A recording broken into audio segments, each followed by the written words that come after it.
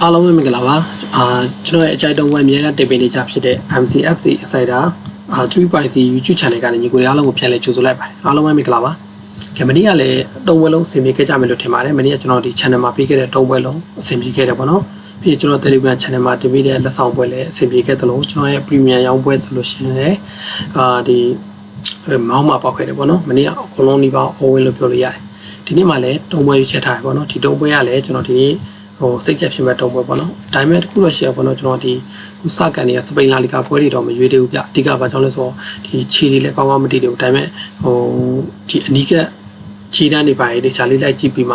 ရွေးချယ်ရတာဆိုတော့ကျွန်တော်မတည်ကြဘဲနဲ့လည်းဒီ channel မှာမတင်ပေးကြတော့ကျွန်တော်ရဲ့ပိုတည်ကြတဲ့ကျွန်တော်အကြိုက်ဖြစ်တဲ့ပွဲလေးတွေပဲဒီ channel မှာတင်ပေးမှာဖြစ်တယ်ပေါ့နော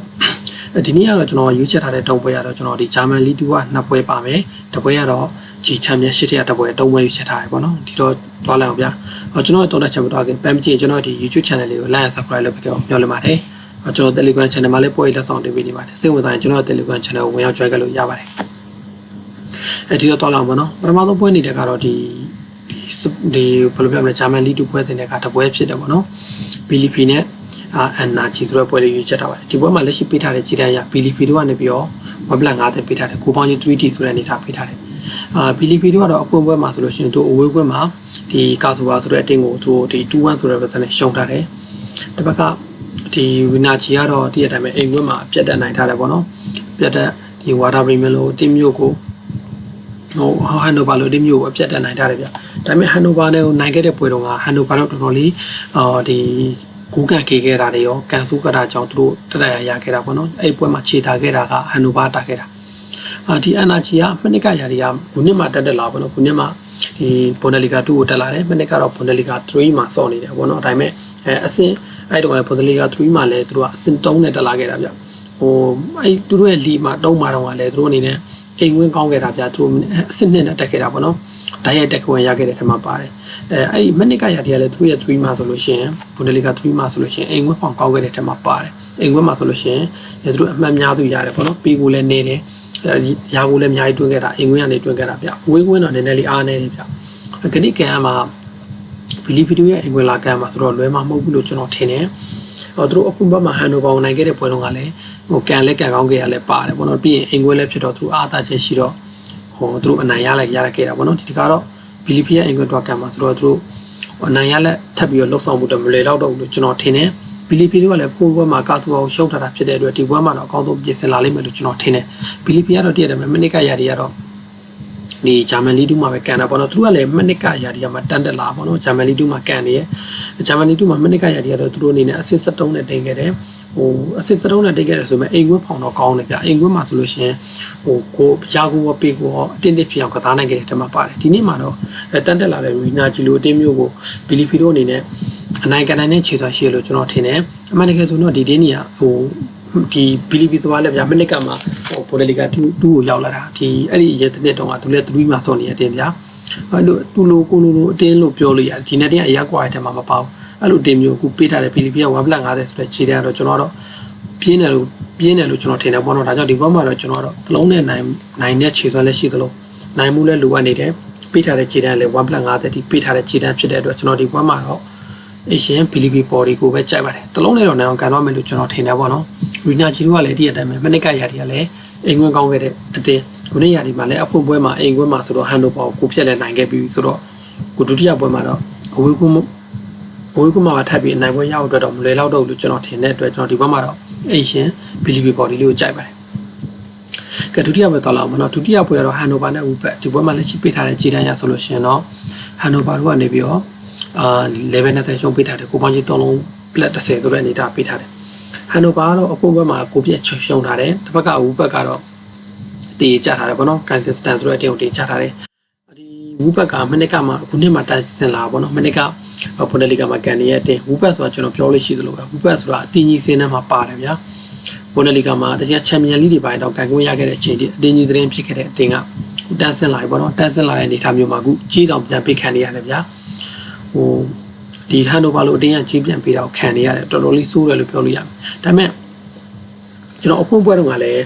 ဝူဘက်ဒီကိုင်စတန်နဲ့ကန်ခဲ့တဲ့ပွဲတော့ကျွန်တော်ဝူဘက်ကိုမကြိုက်ခဲ့တာဗျဝူဘက်ကအဲ့တုန်းက1 black 30လောက်ပြီးပေးခဲ့တယ်ပေါ့နော်အဲ့တုန်းကတော့ကျွန်တော်အောက်တေးကိုကြိုက်ခဲ့ပြီမဲ့အခုလက်ရှိချိန်မှာဟန်နိုဗာကြည့်ပြန်ပေးတာခင်ဗျာဟန်နိုဗာဘာမို့လို့လဲပေါ့နော်ဝူဘက်လိုတင်မျိုးကြည့်ပြန်ပေးတော့သူကဘာမို့လို့လဲပေါ့နော်အခုပွဲမှာတော့သူတို့ခြေကောင်းခဲ့ပါတယ်ခြေတကယ်လည်းကောင်းခဲ့တယ်မနိုင်တာပေါ့နော်ခြေကောင်းခဲ့တယ်အဖက်ဘက်ကအသာသီးနဲ့ကစားနိုင်ခဲ့ပြီမဲ့ဒီပွဲမှာလည်းသူတို့ကတော့အိမ်ရှင်ဖြစ်တဲ့အတွက်ဖွင့်ကစားမှာအသာသီးနဲ့ကစားမှာတော့တီးကြတယ်ဒါပေမဲ့ဝူဘက်တို့ကသူဝူဘက်တို့ဘာလို့ဆိုတာဗျာကျွန်တော်ဘောလီကာအသင်းကြီးတော်တော်များများကိုကျွန်တော်သတိထားမိတဲ့အချက်ကဝူဘက်တို့ဘာလို့ကမနစ်ကရတီကလည်းသူတို့ကဘောလုံးကင်ဆော့ရမယ်သူတို့ကဘောလုံးဖိဆော့ရမယ်ဆိုရင်9ရောက်အတွက်ခက်ခဲတယ်ဆိုပေမဲ့ဝူဘက်လိုတင်မျိုးဗျာဟန်နိုဗာလိုတင်မျိုးကဘောလုံးဖိစီဆော့လို့ဝူဘက်ကိုမရတဲ့အကြောင်းမရှိဘူးလို့ကျွန်တော်ထင်တယ်ဝူဘက်တို့ကလည်းကိုရီးယားနိုင်တဲ့ခြေလည်းရှိတယ်တိုက်စစ်ဆော့ဆောင်ကြီးလည်းရှိတယ်လို့အေရှဟန်နိုဗာတို့ကလည်းအပုံပွဲမှာအသာသီးနဲ့ကစားနိုင်ခဲ့တဲ့ခြေစွမ်းအခုလက်ရှိအိမ်ကွန်းမှာကိုမရတဲ့အကြောင်းမရှိလို့ကျွန်တော်ထင်တယ်ဝူဘက်ရဲ့ခံစစ်ကတော့ကြစ်လက်တယ်ဆိုပေမဲ့တကူတော့ပေးရနိုင်တယ်ဗျာကျွန်တော်ဒီဘက်မှာလက်ဖက်တွေကိုရှိမယ်လို့ကျွန်တော်မြင်တယ်1-1နေစကြမဲ့ပွဲဖြစ်တဲ့အတွက်ကျွန်တော်ဒီပွဲကိုတော့ကျွန်တော်ကိုပေါင်းတုံးလုံးပြည့်အတွက်တော့တော်တော်လေးများတယ်ဗျာတုံးလုံးတော့အနည်းဆုံးရောက်မယ်လို့ကျွန်တော်ထင်တယ်ဘာကြောင့်လဲဆိုတော့ဝူဘက်တိုက်စစ်ကဗျာအခုလက်ရှိဒီနေ့ပွဲမှာတေးကြတယ်သူတို့ကိုလုံးဝဟန်နိုဗာတို့ကဖိစော်မှာဖြစ်တဲ့အတွက်ဝူဘက်တို့ရဲ့ကောင်တာပရက်စင်နီယာလုံးဝဒီဟန်နိုဗာကိုအများကြီးဒုက္ခပေးနိုင်မယ်လို့ကျွန်တော်ထင်တယ်ပေါ့နော်တလုံးမဟုတ်တလုံးဒုက္ခပေးနိုင်ပါဗျာဒီဖိစော်လေးခန်းစစ်က open ဖြစ်လေလို့ကျွန်တော်ထင်တယ်ဒီဘက်မှာတော့ကျွန်တော်နှစ်ဖက်တွေကိုမြင်ရမယ်လို့ကျွန်တော်ထင်တဲ့အတွက်ဒီဘက်ကိုကျွန်တော်ကိုပေါင်းအပေါ်ကြိုက်တယ်တုံးလုံးနဲ့ထိန်သွားရင်တော့ကံပေါ်ပြားတော့ကျွန်တော်တုံးလုံးနဲ့တော့မထိန်တော့ဘူးလို့ကျွန်တော်ထင်တယ်ဒီဘက်မှာကျွန်တော်2-2ရေလည်းဖြစ်သွားနိုင်တယ်2-2တို့1-2 1-3 2-1နေအဲ့လိုပုံစံမျိုးဖြစ်နိုင်တယ်လို့ကျွန်တော်ထင်တဲ့အတွက်ဘော်ရီကိုရှောင်းပြီးကိုပေါင်းကိုရွေးချယ်ပေးကြပါတယ်ဒီဘက်ကိုကျွန်တော်ကိုပေါင်းအပေါ်ကြိုက်ပါတယ်ပြီးနောက်ဆုံးပွဲသွားလိုက်အောင်ပေါ့နော်နောက်ဆုံးပွဲကတော့ကျွန်တော်ချန်ပီယံရှစ်ပွဲတစ်ပွဲကိုရွေးချယ်ထားပါတယ်အဲ့ပွဲကတော့ကျွန်တော်ဝူဘက်နဲ့ဆောက်တတမ်ဝက်ပိုနဲ့ဆောက်တတမ်ပေါ့နော်ဒီပွဲမှာလည်းရှိပေးထားတဲ့ခြေတန်းရဆိုရင်တော့ဝက်ပိုတို့ကနေပြီးတော့ level 90ရှုံးပေးထားတယ်ကိုမကြီး3လုံးပလက်60ဝက်ပိုတို့ကတော့မနစ်ကရာဒီကလည်းဒီနဲ့တင်းရတော့ချန်ပီယံရှစ်မှာပဲရှိနေခဲ့တဲ့တင်းနဲ့ပေါ့နော်ဝက်ပိုကတော့မနစ်ကရာဒီကတော့သူတို့ဒီအိမ်ဝင်းဖောင်မစိုးခဲ့တဲ့ထဲမှာပါတယ်ဗျမနစ်ကဒီဝက်ပိုတို့ဒီအဆင့်16နဲ့တင်ခဲ့တယ်ဆောက်တတမ်ကတော့ဒီ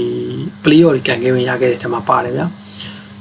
ဒီ play over မှာရှုံးနေခဲ့တာပေါ့နော်ဒါပေမဲ့မိနစ်ကရဒီအိမ်ဝက်ဖောင်ကြည့်မှဆိုရင်တော့ဝက်ပိုကအိမ်ဝက်ဖောင်တော်တော်ကောင်းခဲ့တာဗျဝက်ပိုအိမ်ဝက်ဖောင်မှာဆိုရင်သူအဆင့်30တိရောက်ခဲ့တယ်ဆောက်တန်တို့ရဲ့ဒီအဝေးဝက်ဖောင်ဆိုရင်တော့ဆောက်တန်တို့ကမိနစ်ကအဝေးဝက်ဖောင်တော့အားနေတယ်ဒါပေမဲ့ဂိုးလဲတွင်းနဲ့ဂိုးလဲပေးတယ်လို့ပြောလို့ရတယ်မိနစ်ကရဒီတွေ့ဆုံထားတဲ့နှစ်ကြော့မှာတော့ဒီဝက်ပိုတို့ရဲ့အိမ်ကွန်းမှာတီကန်ခဲ့ပြီးတော့ဆောက်တန်တို့ရဲ့အိမ်ကွန်းမှာဆောက်တန်တို့က1-0နဲ့ပြန်နိုင်ခဲ့တယ်ပေါ့နော်ခုလက်ရှိပေးထားတဲ့ခြေတန်းရဝက်ပိုတို့ကဆောက်တန်တို့ကဝေးကနေလည်းပဲ90ရှုံးပေးထားတယ်ခြေတန်းရအမှန်တကယ်ဆိုတော့မှန်ကန်တဲ့ခြေတန်းလို့ပြောလို့ရတယ်ဗျာမနစ်ကရဒီပရီးမီးယားလိကိုတက်ဖို့အတွက်အနည်းဆုံးနေထားတွေရောက်ခဲ့တဲ့တင်တဲ့ကခုလက်ရှိချိန်မှာအဝေးကွင်းကနေဖြစ်ပြီးကြီးပေးထားတာမှန်တယ်လို့ပြောလို့ရတယ်ဒါပေမဲ့ခုလက်ရှိခြေတန်းပွဲတွေကန်ထားတဲ့အနေထားမှာဆိုလို့ရှိရင်တော့ဝက်ဖို့တို့ကလည်းညံ့မနေဘူးဗျမစိုးလာတဲ့ခြေတန်းပြတာဗျာခုလက်ရှိခြေတန်းပွဲတွေမှာလည်းမစိုးလာဘူးဒါပေမဲ့ဒီပွဲရဗျာအခွင့်ပွဲလည်းဖြစ်တယ်ဒီချန်ပီယံရှစ်ပွဲတွေမနေ့အကုန်ကန်ပြီးတော့အဲ့ပေါ့နော်ဒီနေ့နှစ်ပွဲပဲကျန်တာဒီပွဲကတပွဲတည်းထုတ်ခံတဲ့ပွဲမျိုးမှာတုံးလုံးပလက်80ဆိုတဲ့ခြေတန်းမျိုးကျွန်တော်တိတ်မကြိုက်ဘူးဗျအမှန်တကယ်ဆိုဒီပွဲကတုံးလုံးပလက်ဒီ90အဲ့လောက်ဒီပေးလို့ရတယ်ပေါ့နော်ဘာကြောင့်လဲဆိုတော့ဝက်ပို့ရဲ့အိမ်ကွန်းမှာဗျခက်ခဲမယ်ဆိုတာတီးပြီးသားဝက်ပို့ရဲ့အိမ်ကွန်းလက်တင်လုံးကိုရောက်ခက်မယ်ဆိုတာတီးနေတဲ့အနေထားမျိုးမှာလက်ရှိတုံးလုံးပလက်80ဆိုတဲ့အနေထားတိတ်တော့မကြိုက်ဘူးဒါပြင်ဆောက်တန်တို့ဘက်ကပြန်ကျင်လဲဆောက်တန်ကွဲလေကမနစ်ကတည်းကဒီလုံးအကူရတဲ့ class ဆိုတဲ့ player တယောက်ကအခုဒီရောင်းလိုက်ပြီပေါ့နော်ပူအောင်ကိုရောင်းလိုက်ပြီဆိုတော့ဒီကစားသမားမရှိတဲ့ကွင်းလေကလည်းအားနေသွားနိုင်တော့ဝက်ပို့တို့ကိုရနိုင်တယ်ဗျဝက်ပို့တို့ကိုရနိုင်တယ်လို့ခုလက်ရှိဆောက်တန်ရဲ့တိုက်စစ်ဗျတာစတိုဘာတို့နဲ့ဗျဒီလားအဇာတို့ပြီးရင်တော့အာချာတို့ဒီလိုင်ယန်ဆိုတဲ့ player တို့တွေကဒီကိုပြည့်ရနိုင်တဲ့ခြေစွမ်းရှိတယ်ဗျဝက်ပို့ကိုပြည့်ရနိုင်တဲ့ခြေစွမ်းရှိတော့ကျွန်တော်ဒီဘက်မှာ1-1တော့တေချာတလောက်ရှိလို့ကျွန်တော်ထင်တယ်ဒါကြောင့်ဒီပွဲကိုလည်းကျွန်တော်ကိုပေါင်းအပေါ်ပဲထပ်ပြီးရွေးချယ်ပေးချင်ပါတယ်ချင်းမျိုးတုံးကိုရောက်နိုင်တယ်လို့ကျွန်တော်ထင်တယ်ဒီပွဲကပထမပိုင်းတွေကိုပဲတကုန်းတကုန်းစမြင်မဲ့ပွဲလို့ကျွန်တော်မြင်တဲ့အတွက်ဒီပွဲကိုလည်းကျွန်တော်ကိုပေါင်းအပေါ်ပဲကြိုက်ပါတယ်ခြေတန်းရဆိုရင်လည်းဒီကျွန်တော်ကိုဗီဒီယိုလုပ်တဲ့ချိန်3လုံး90ပေါ့နော်တကယ်ဆိုဒီပွဲကမိနစ်ကရာဒီခြေတန်းနေတာဆို3လုံး black 90 80ပေးခဲ့တာခုလက်ရှိ3လုံး90 60ဝန်းကျင်လောက်သွားနေရတေချာတဲ့ကန်ကန်ကြီးချိန်ဆိုလို့ရှိရင်3လုံး black 50 40ဝန်းကျင်လောက်ထိကျလာမယ်လို့ကျွန်တော်ထင်တယ်ဒီပွဲကိုကျွန်တော်ကိုပေါင်းပေါ်ပဲထည့်ကြိုက်ပါတယ်ဒီနေ့ကျွန်တော်တုံးမွေးပြီးချက်ပေးလိုက်တယ်ပေါ့နော်ပထမပွဲအနေနဲ့ကတော့ BLP နဲ့ကွာရီပွဲမှာတော့ကျွန်တော် BLP ဘော်ဒီကိုကြိုက်တယ်ဒုတိယပွဲဖြစ်တဲ့ Hanover နဲ့ Woo ဘက်မှာလည်းကိုပေါင်းအပေါ်ကိုကြိုက်တယ်ဒီနောက်ဆုံးပွဲဖြစ်တဲ့ Wappo နဲ့ Southampton မှာလည်းကျွန်တော်ကိုပေါင်းအပေါ်ကိုကြိုက်ပါတယ်ဒီတော့ပွဲတွေကကျွန်တော်အကြိုက်ဆုံးပွဲဆိုလို့ရှိရင်တော့ကျွန်တော်ဒီနေ့မှာ Hanover နဲ့ Woo ဘက်ပွဲကိုပေါင်းအပေါ်ကိုကြိုက်ပါတယ်ညီကိုတောင်းလို့မယ်အဆင်ပြေကြပါစေဗျ